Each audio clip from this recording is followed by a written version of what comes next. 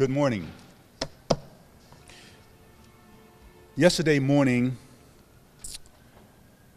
approximately 0600 hours, Harrisburg City Vice Officers, Street Crimes Unit, and CERT team did a search warrant in a 1300 block of Swatara Street.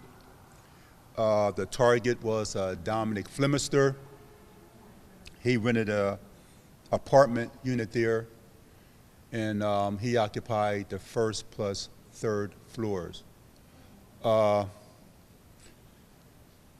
We entered the apartment yesterday morning, and the search warrant specified they're looking for guns and drugs. Displayed today, you have a visual picture of the fruits of the search warrant. I believe it's $122,000 in cash that was taken. 2 handguns, a 38, a 9mm, and an automatic weapon, semi-automatic rifle. Mr. Flemister was not at home when we entered the property, but he's wanted right now. This is part of our fight against drugs. And the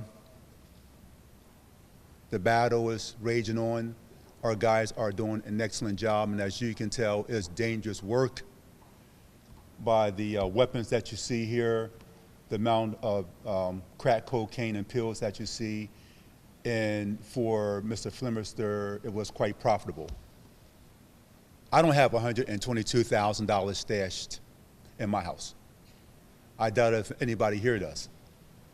So we took this off the streets, and we're looking to snatch up some more weapons and some more cash and some more drugs.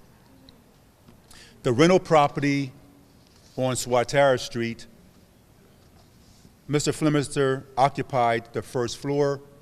He used the third floor apartment as a stash house. There was no heat there, electricity, or anything like that, but he was actually renting the third floor unit out.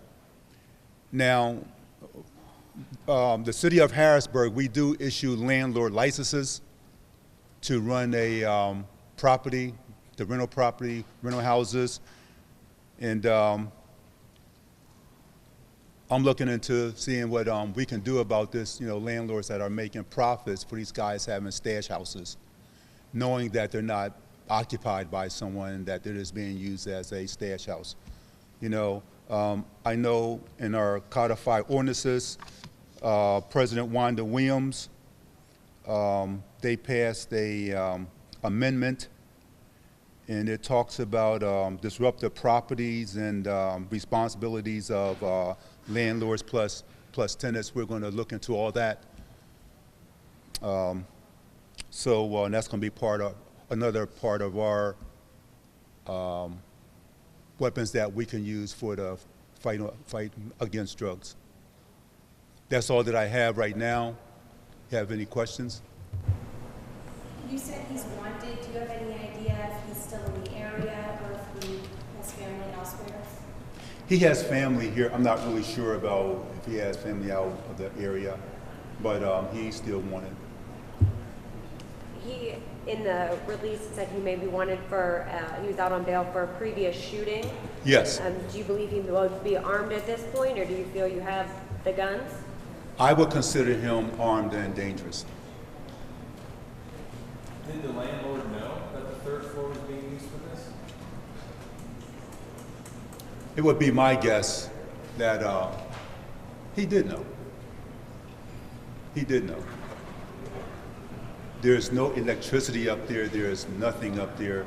You have one person renting the first floor in his name, and he's renting the third floor with no electricity, no water, no nothing. I would suspect that he did know. Can the landlord face any type of charge for something like that at this point? I'm not really sure. It's something that I have to look into with the solicitor here. So we're going to look into that. But I do know that they are licensed through the city, and we're looking to pull all licenses of disruptive properties, people who allow criminal activity in their premises. Is that something you see elsewhere in the city, that rooms or apartments are being rented out for stash house? My undercover operatives, they have run across this here quite a few times. You know, I'm not out there doing the drug work, so I really can't answer the question, but it's been talked about that that goes on here.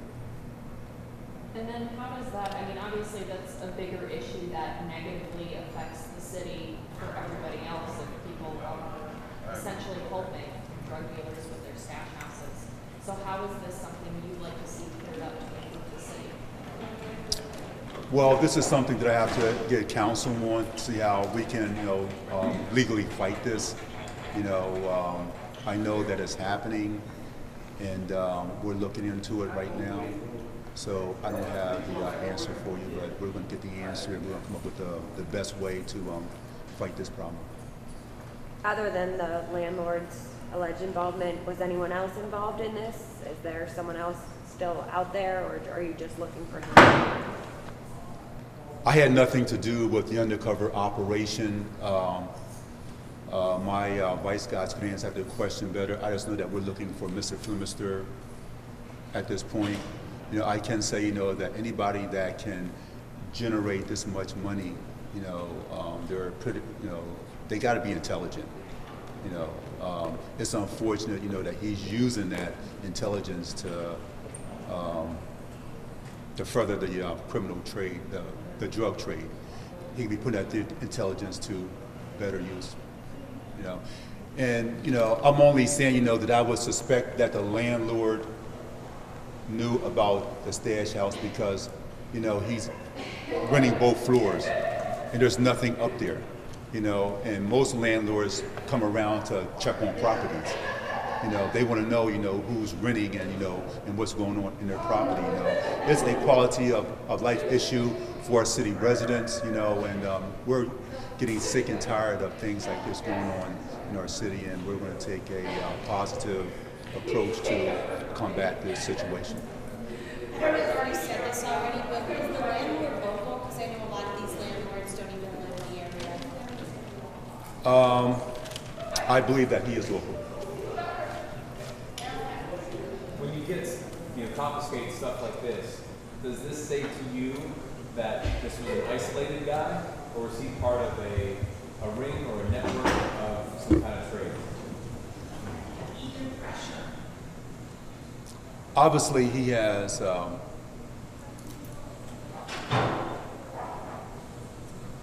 he's big.